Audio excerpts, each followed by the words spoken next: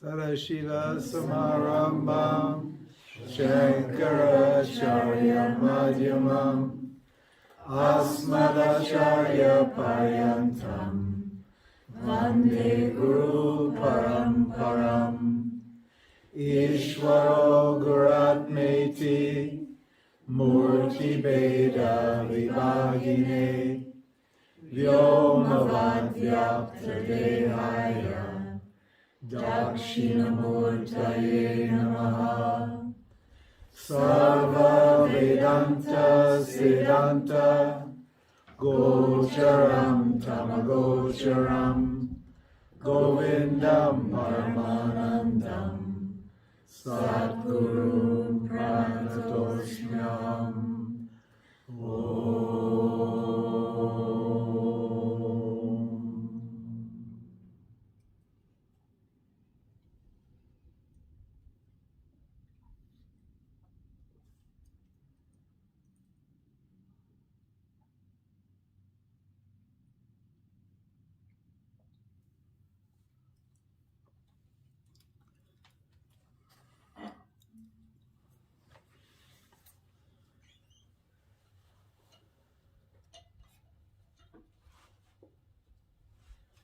What is yoga?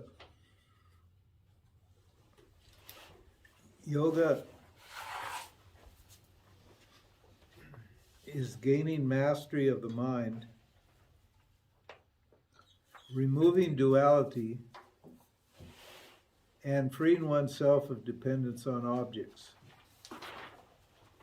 which is everyone's goal.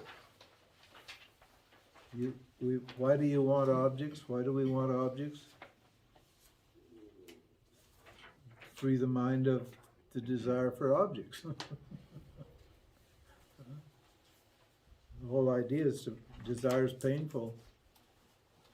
So you want to free the mind. The problem is when you desire an object, what do you get? You get a vasana, which means what?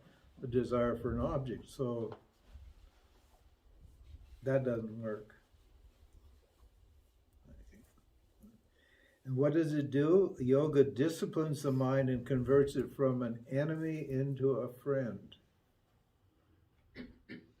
We have so many unwanted thoughts, right?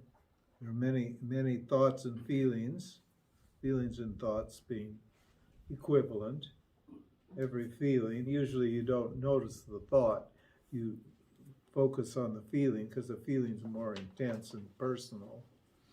It's more a physical sensation than an intellectual sensation. But wherever you have a feeling, there's a thought that's supporting that feeling. It's the cause of the feeling. If you can see the thought and unhook the thought, the feeling will go away. But irrespective of that fact, where there's just a lot of stuff that we don't want to experience. And there's no reason why you have to experience unwanted thoughts. That's the beauty of yoga, because you can actually gain mastery of the mind and keep it from what? From thinking unwanted thoughts and experiencing these unwanted emotions. That's not too bad a situation, is it? Okay. The self is obviously always present and always full of bliss, but we're going to leave the self out of it here, right now, and just focus on what the benefits of yoga are, what yoga is, and how to gain control or mastery of your mind. Meaning what? Stay away from those unwanted thoughts. There's no reason why you have to dwell on an unwanted thought and take it as a problem and work it out you can just avoid the unwanted thoughts altogether. That's the beauty of yoga. Vedanta doesn't deal with the thoughts specifically. That's the job of yoga. So Vedanta deals with the knowledge, which comes in the form of thoughts, obviously. It's generated by the logic of the teaching. But that's not its concern. It's assuming that, for Vedanta to work, it's assuming that you have some mastery, some control of your mind. Your mind's prepared. Your mind is, you're working on it and eliminating those sources of disturbance, those emotional sources that are keeping you from listening clearly and from reflecting on what you've heard and on assimilating what you reflected on. So yoga puts you a leg up on this whole life process. Vedanta's going to get rid of the ignorance, but yoga is going to get rid of all that, or most of it anyway, of that emotional turmoil that comes with life. Yoga is beautiful. Yoga is fantastic. Yoga is great. I don't even know if I should say this, but when I discovered LSD and psilocybin and these kind of psychotropic and psychedelic drugs, I did more yoga faster than I ever could do on doing proper yoga. Because I didn't use it as a party drug. I just, it cleansed the doors of perception. And I was able to see what my problem was, and then I'd just take that I'd work on that for as long as it take. It usually didn't take that long, because once you become aware of some issue, the issue goes away. It's only staying there because you're not aware of it. So, I'm not necessarily recommending those sadhanas, that kind of a sadhana for you.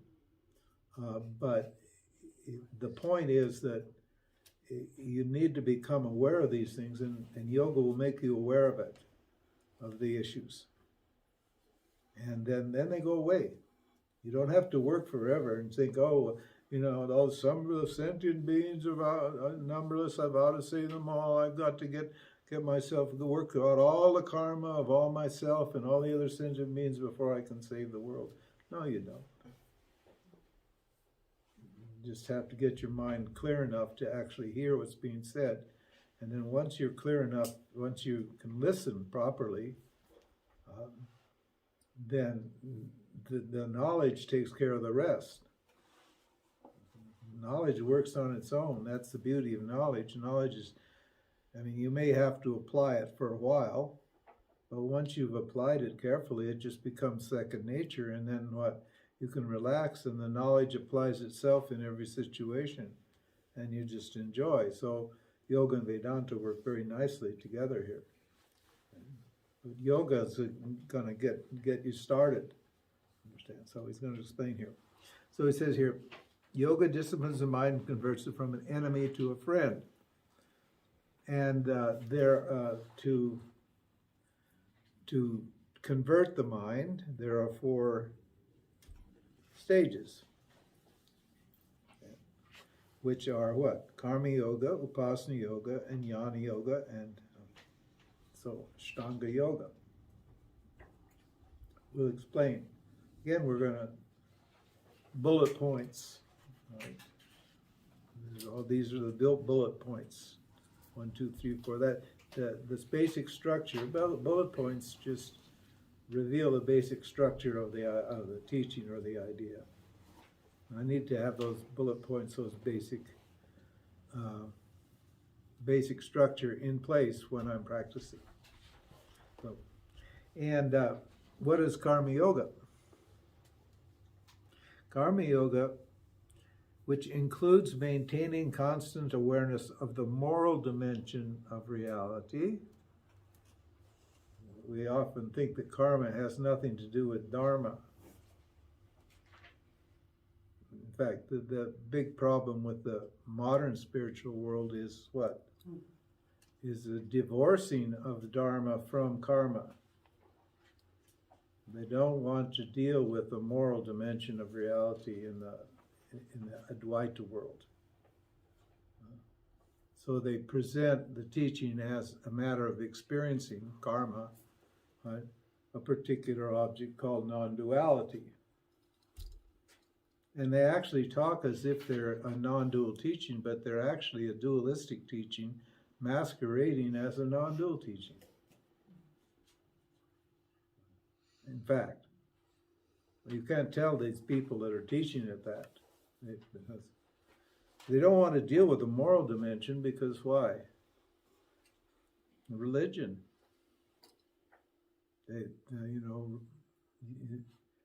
Yoga is a religious life. Yoga is setting up a loving relationship with your primary caregiver. With your primary caregiver, your mother, father, is what? God. Your mom and your pop, your physical mom and your pop, all they had to contribute was a sperm and an egg, which they also got from Ishvara, from God. And the whole creation process is all nothing but what? God providing you with what? The experiences that are necessary to what? Purify your mind and lead you back to yourself. So Karma Yoga, it includes maintaining constant awareness of the moral dimension of reality. How can you separate karma from dharma? What's right? The Bhagavad Gita, which is the essence of the Upanishads. So we don't need to go back to each Upanishad and talk about it. In general, we don't teach the Upanishads until you've gone through the Prakarana text in the Bhagavad Gita, which is the essence of it, of the Gita. The Gita says what? Is a moksha shastra. Shastra means a scripture. The scripture, shastra means a weapon. What is a weapon? Why is the scripture a weapon? Because it protects you against what? Suffering. What kind of suffering? Moral suffering. If your values are not sorted properly, you're going to suffer because there is a moral dimension to reality. So the Bhagavad Gita is called a moksha shastra and a dharma shastra. A shastra on freedom and a shastra on what? On values. What are my values? Because without taking a fearless moral inventory and getting my values in harmony with what? With the teaching, all I'm going to have is what? Add another conflict to myself. I can say I'm enlightened all day long, and yet I'm going to behave what? Adharmically, and produce all kinds of suffering for myself and others usually. Not only for yourself, but other people get affected by your lack of compassion and empathy and sympathy that come when you actually have your values sorted. If your values are in harmony with God, you will be an empathetic and a sympathetic person. You will not be a self-obsessed person with Asperger's or what's the other one? Autism. Huh? Autism. Huh? Autism. Autism. They make a big story about autism and Asperger's. People love these things, but Actually, they're just people that are just exceedingly self-absorbed, self-centered, not this-centered, centered around what they want. So much centered around it that they don't pay attention to the environment around them. They don't have any sympathy or empathy for other people, their parents and other people. So they're a constant problem for society. They're dependent upon society, but they don't reciprocate. They don't contribute. They just suck. And we've been taught, oh, the poor people, they need this and they need that and so forth and so on. And yes, they do, but they don't really. Ishwar will take care of them one way or the other anyway. And so this moral inventory is absolutely essential. All he says here. Which is what? The moral is doing one's duty. What would that be? Be acting out your vasanas. Those vasanas that you come in with are what? They're producing they're your duty. It's your duty to what? To act them out. If you just repress them and ignore them, then what? They're going to work out anyway, unconsciously, and it's going to feel like you're working against yourself all the time. You'll always feel frustrated because there's some part of you that's working against you. For every step you make forward, this unconscious part of yourself pushes you back, and you get real frustrated after a while. Understand? So then, which is worshiping what? Doing one's duty, which is what? How do we solve that problem? By worshiping Ishwara. In other words, seeing that what? That the field is looking after us. I mentioned earlier, the field is nothing but all these processes of being. Remember when we explained that the stimulus response mechanism prior to Karma Yoga, in the Karma Yoga teaching? Karma Yoga comes because of this stimulus response mechanism. It's the solution to the stimulus response mechanism. In other words, introducing a cognitive shift in the mind, and therefore what? Reducing the pressure of the vasanas to act. Well, all of that process that I take an hour to explain, all that process takes place in a fraction of a second, by 50th of a second. We take an hour to explain it,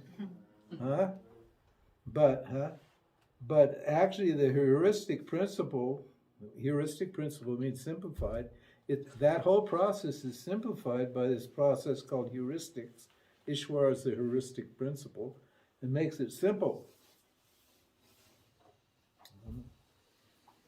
Because if I had to do all of this, if I had to stop at every level and do everything that Ishwara is doing for me, would you have time to actually respond to anything in life and do your duty?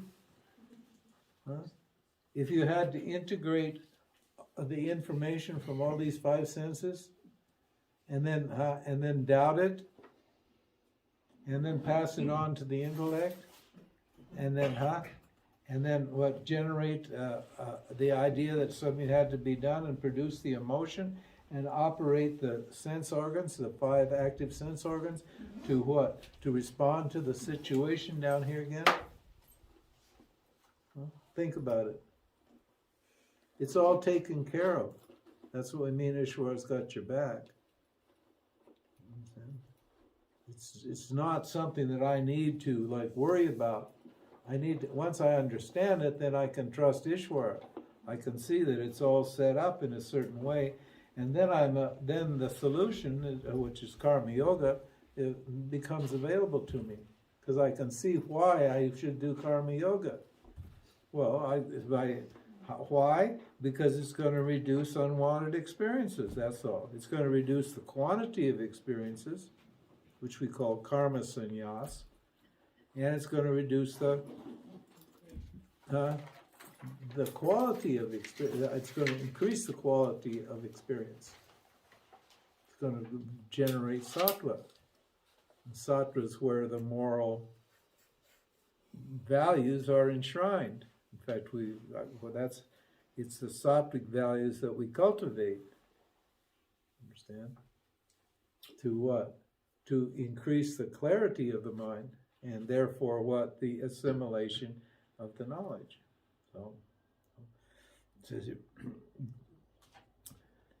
So as worshiping Ishwar, the creator of life, and the deliverer of the results of one's actions by what? By dedicating one's actions and receiving the results in an attitude of gratitude as unfolded in chapters 2 to 5 of the Bhagavad Gita. But all of the issues that are involved in Karma Yoga are explained in those chapters 2 to chapters 5 of the Bhagavad Gita. So,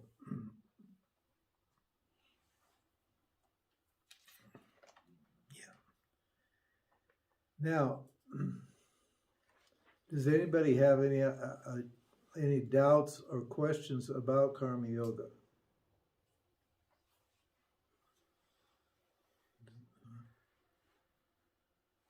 Oh. Well, that's good.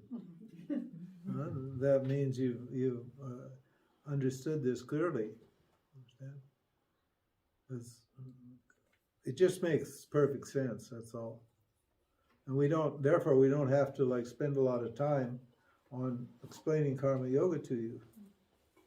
Karma Yoga simply means what? The results of the actions are not up to me. Does anybody not know that? In fact, everybody knows that. Even in the society, they know that. The reason that everybody is so anxious about the results,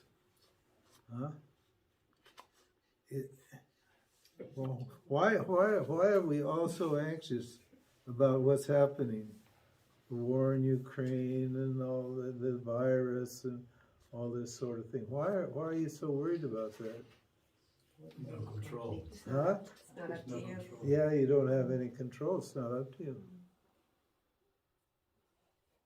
And I need to be what? I need to be comfortable not controlling. Not worrying about the results. Controlling means worrying. Because the worry is what? An attempt to control. Then I'll think, well, to make sure it works out the way I want it, I'll do this, this, and this, and this. So, Because I feel incomplete. Because that's right. And it all goes back to what? I feel incomplete. And I don't trust the factor that's generating the experiences for me. If you were generating the experiences for yourself, there would be no problem, would it? Because you just generate the experiences that you want. But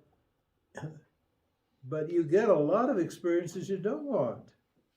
Unwanted experiences, right? Unwanted feelings and emotions are coming up, which goes to show what? That you're not in control. Yes?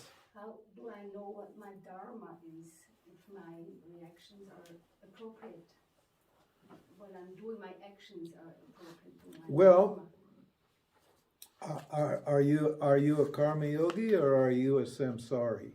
Now, a samsari means a worldly person. And a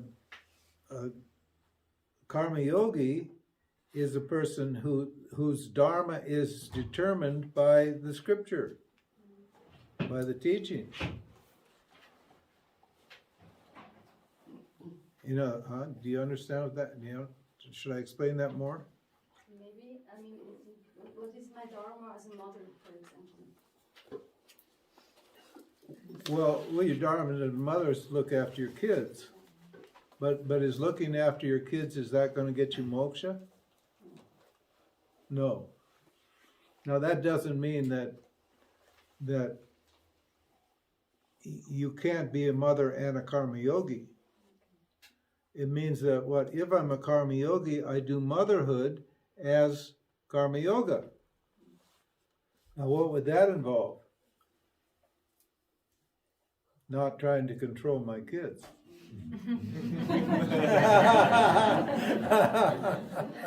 Huh? Did you ever try to control your kids? Of course you did. How did that work for you? It didn't work that well, did it? As Dr. Phil says, how's that working for you? It does, and why doesn't it work that? Why doesn't it work? You need to understand this. This Karma Yoga explains this. Why doesn't it work? Because all beings follow their nature. Krishna says in the Gita, everybody's programmed a certain way by what? By the past. All the factors that happened in the past, that's called your karma, or your prarabdha karma. That's what's causing you to react now, the way you're reacting. So, and I don't know I don't have control of all those factors. Not only do I not have all the control of all the factors in my past, I definitely don't have a control of any of the factors in your past, nor do you.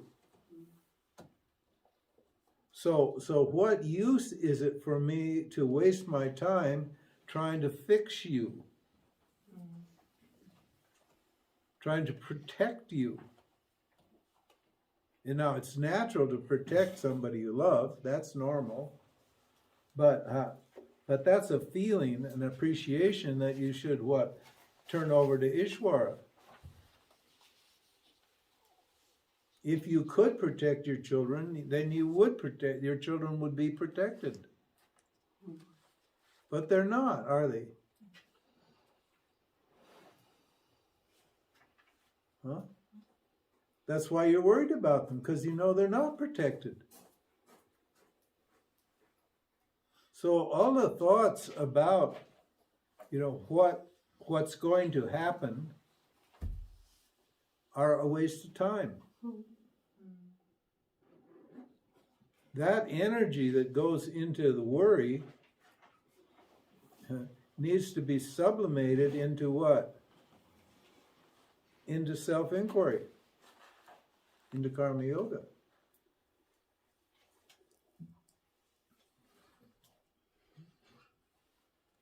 Because what's going to happen is going to happen whether you like it or not.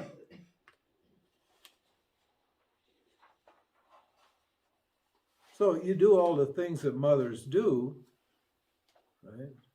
In a spirit of what? Service and sacrifice. You sacrifice for your children, right? Knowing that what? That Ishvara is looking after them. And so that anxiety about what's going to happen to them isn't there anymore. If that anxiety is not there, the love they're going to feel your love. Huh? They don't feel your love when they feel your anxiety. They just pick up on your anxiety. And so you're transferring your anxiety into the children. That's where they pick it up. If you have love of God and you're happy, they will pick up on that. So you become a model for them. You teach them love.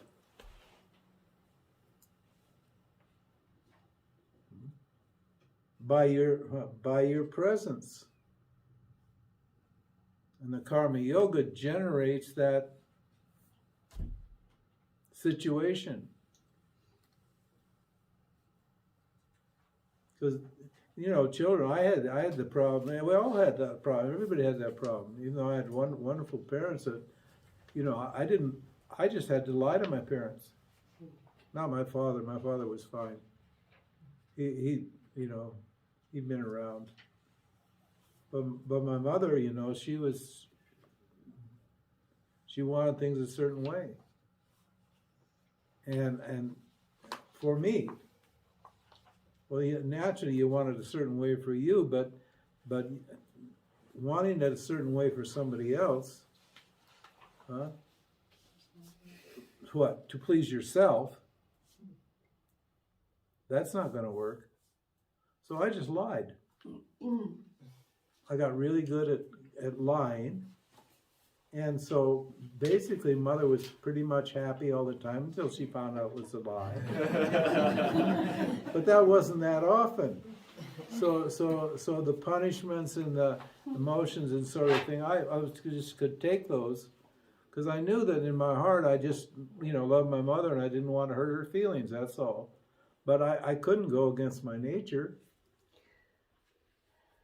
Why would I do what somebody else, what's appropriate for somebody else? Why would I? This is your Swadharma. It's to do what's appropriate to you. The most simple explanation for that, the most simple example of that is on the airlines when they tell you about your oxygen mask. Because in the time when you're fixing your kid's mask, you could pass out. Huh? If your kid passes out, you can get them oxygen mask on them if you haven't passed out.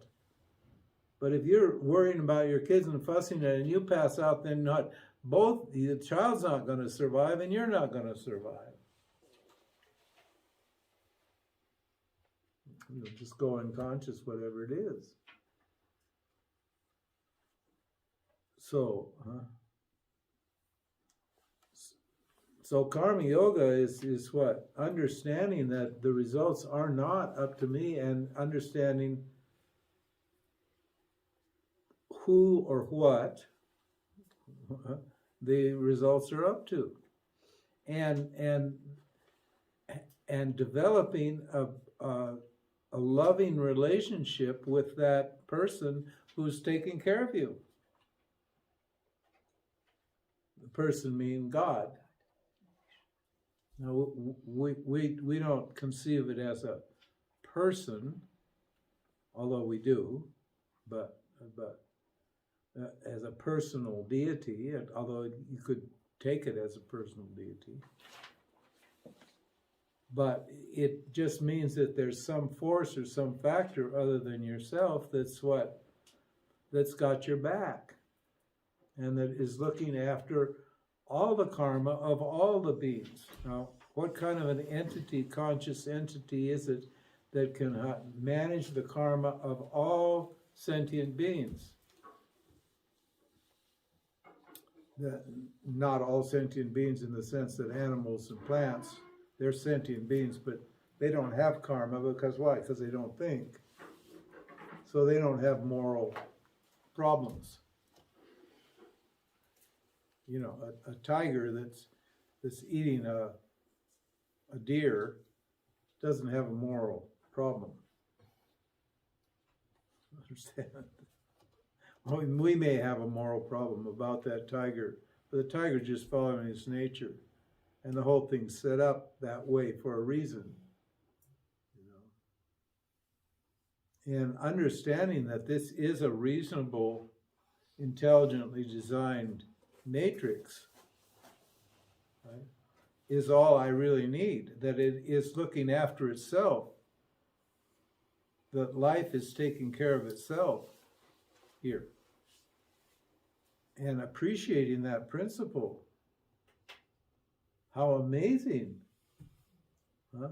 How just awesome when you think about it. Watching my cacti and the things around here, just being an old, it's nice being an old man, because I can actually sit still and look at things and appreciate things, small things, little things, to see how it works. I saw this piece of grass moving across the cement the other day. I thought, that's weird. And it was 2 ants carrying it. Huh? You couldn't see the ants. All you could see was the grass moving. I really got a nice little video of it. I got my camera out and took a video of it. How everything was like working, and how those ants worked together. And they weren't arguing about it. One would say, I'm going to go this way, the other would go that way. They were totally in tune with each other. When one would make a move, the other, it was just like a dance. Or like, did you ever see that video of the Olympics in China? The introductory ceremony, where you had those thousands of people all dancing at once and nobody directing them. Huh? It's one of the most extraordinary. It's like those birds, you know, in the sky. You see them all flowing, together. The same happened with human beings when they're like totally in tune, when they have that collective understanding or that consciousness that we're all one. Then what? Then that one power functions for you and determines all your actions. Understand? And what a relief that is. What a tremendous relaxation and relief comes when you realize that everything's taken care of. Because if I'm just here always worrying about what's going to happen in the next minute, where's the joy? Unless I see that Ishwar is causing all this stuff to happen, like me and my meds. I read my blood pressure every day, and I determine the amount of those chemicals that I take that the doctor's given. I've given up on the doctors; they're too slow, and they misdiagnose. Now I understand how it works. I just manage it myself. It's not that hard, you know. And you pretty much know what's going to happen. But what you want to happen always unhappens, isn't it? That's why you're always doing something, because you're correcting the unhappen.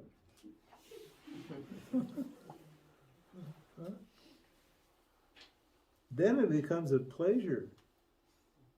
Then life becomes blissful. It's a pleasure here to live. To participate in the intelligence of God. We're all mini Ishwaras in that sense. There is a definite identity between the Jiva and Ishwara. So, did that help with that? Yeah. So in the Bhagavad Gita, Krishna explains to Arjuna what Karma Yoga is, because he's emotional. The whole situation starts because he has emotional issues and he doesn't want to do his duty. He's got a job to do. He's there to do a job. The whole thing's all set up. And this guy gets real sentimental, real emotional and sentimental, and he says, I can't do this. He's killed plenty of people before, but when he sees his gurus, his teachers, in the opposite army, and those guys they're just doing their duty. They're going to kill Arjuna. They loved Arjuna, but they knew what their job was, and they had the duty to do that, and they were going to kill Arjuna if they could. And that was going to be a big job because they knew all the tricks that they taught Arjuna. But Arjuna wasn't concerned about dying. He just didn't want to kill his people he loved and respected. It's a beautiful way the poet Vedavyasa set up this conflict. You know, it's obviously a symbol of what's happening.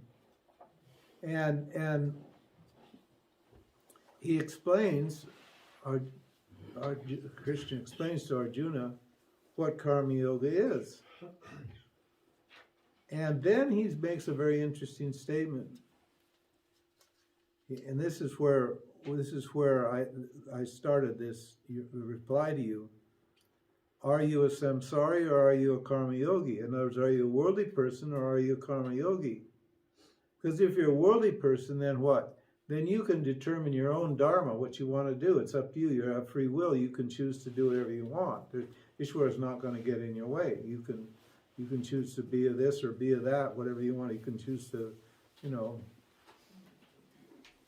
know, whatever it is. People now even want to choose their own genders, and they want to choose their own pronouns that supposedly refer to their gender or whatever it is. But Krishna says to Arjuna, he says, therefore, Arjuna, be a karma yogi. Now, what is he saying? Therefore, be enlightened or be the self? No, he's not telling. He realizes that was a waste of time. Because he explained the self to Arjuna, and Arjuna was just he could tell by the look on Arjuna's face that nothing had gone in. In fact, the poet says, he, as if smiling, what it meant was inwardly smiling. Krishna didn't want to insult Arjuna because he had empathy and sympathy for him, but inwardly he was smiling because he heard that story before. The poor me story. Everybody's got a poor everybody's got a poor me story. And when people ask you what's up, then they're asking you to tell you their poor me story, how you're suffering at the hands of fate or life or whatever it is. He says, therefore, Arjuna, be a karma yogi. Now, at that point, if Arjuna decides, if Arjuna takes an identity as a karma yogi, he can no longer think of himself as Arjuna the samsari. He's got a provisional identity waiting as a karma yogi. Now, if he commits himself to karma yoga and thinks of himself as a karma yoga, then what? Then what he does is outside of his hands. Then it's up to what? The teaching, what you do. Then there's a dharma for karma yogis. The swadharma of a karma yogi, and what is the swadharma of a karma yogi? To offer all actions in service to Ishwara and take the results as prasad. Prasad means as a gift. And that includes what? Unwanted results. And that's hard, isn't it? That's a hard dharma to do. Why? Because there are unwanted results that I've got to... That's why I've got to be okay with things I don't want.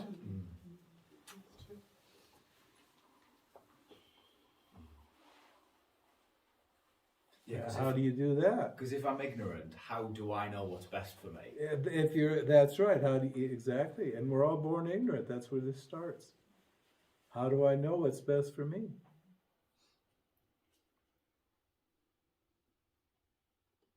Yeah. Think about it. So now I've got a whole different situation. Here comes a situation I don't want, and I've got to thank God for it. Oh, thank you, Lord. What are you going to say? I needed that. I didn't know I needed that. In fact, I don't want it, but there must be a lesson here. This is the cognitive shift. This is where you see that something that you just wanted to avoid becomes something attractive to you. It's an opportunity to grow, to learn. to what? To exhaust avasana, to neutralize those likes and dislikes that are causing the experiences that Ishwar is presenting to me to be seen as favorable or unfavorable. I want to be in a position where I can just take what is with dispassion, clarity.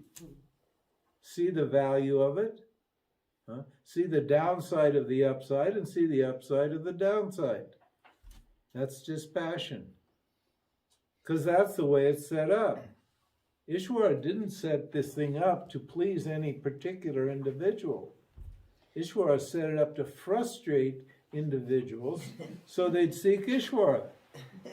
Why? Because Ishwara is a jealous God. Jealous doesn't mean it's a big person, it's jealous. Ishwara, a jealous person, wants all your attention, don't they? As soon, if you married a jealous person or had a relationship with a jealous person, oh, that is painful, isn't it? And Ishwara is jealous. It wants what? You to pay attention to it all the time. Which is what? That's a good deal. Because what? It's going to neutralize your likes and dislikes.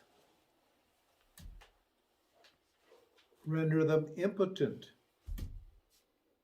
Karma yoga just, the degree to which you commit to karma yoga is the intensity of that is going to what? Or lack of intensity is going to what? Determine how much suffering you have. And if you really commit to it properly, your mind will clear up very quickly. And you'll see that, that you're happy to sacrifice your likes and your dislikes. Because what are they doing? They're just agitating my mind. That's all. They're not really serving me at all. See the beauty of it? So when you commit to karma yoga, then your swadharma is, you have the swadharma of a karma yogi, and the scripture just tells you what that swadharma is, and you don't have to worry about it. And you do, if you're a butcher, a baker, a candlestick maker, a doctor, a lawyer, whatever it is, you do that as a karma yogi. That's all.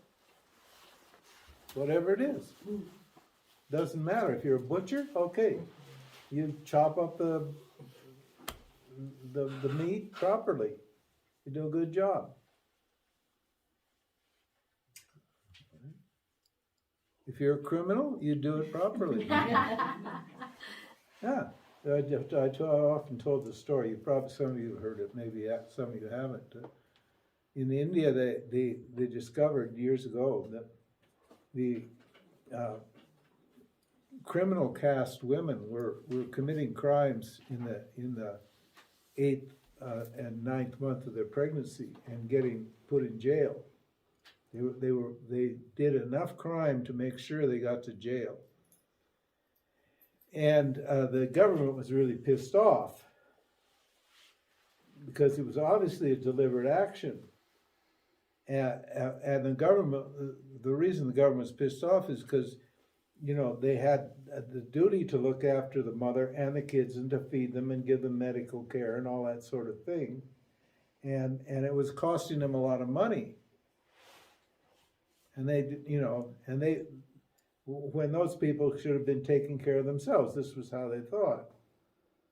So they decided to make sure they were right about this, and they started interviewing these women. And you know what the women said? They said, as you know, our parents were criminals, and our grandparents were criminals. And our grandparents' grandparents were criminals. And our children are going to be criminals. because we're criminals. And because our children are going to be criminals, they're going to spend a significant portion of their life in jail. And we want them to be born in jail so they feel comfortable here. So they're happy in jail. What can you say? What can you say? See the compassion, see the understanding, even there. This empathy, the sympathy that was there. Even in the criminals, that's there. People look after their own. And understanding, that empathy. I mean, that's an amazing thing, isn't it? The women will go to jail, have their children born in jail, out of compassion for the kid. Because the kid will feel comfortable there. And then when they go to jail, he won't feel bad at all. He'll see all these other criminals, and they'll all get together, and they'll do their little criminal stuff, and they'll be happy together, and they'll eat, get free food and stuff, and et cetera, et cetera, et cetera. They get to the hospital, they get looked after, and it's a nice place. Karma Yoga. This is, as you said, this is, life's your best friend or your worst enemy. It's up to you. So, and the only thing that's causing us a problem is what? These gratuitous likes and dislikes that we have. I need a certain job. I need a relationship. I need whatever it is. The Artha, Kama, Dharma. The three qualifications, the three motivations, three motivations. Do I need that? Do I need all that stuff? Why can't I relax? When you're relaxed, everything just goes in and works. Everything, you see that everything's serving you. But you got to kickstart it somehow. You got to kickstart that process by understanding the value of Karma Yoga, and that's why we explain Karma Yoga. In the most of the ashrams in India and elsewhere, they don't explain Karma Yoga. They just tell you, they just tell you it's selfless service to the Guru. You're doing selfless service. There's no such thing as selfless service. There's only one self, and you're serving the self 24/7. This, selfless service is nonsense. So people get this idea, and what do? They just get attached. They think they're being virtuous. They're signaling virtue to themselves and others by doing by dedicating their actions to somebody else or something else.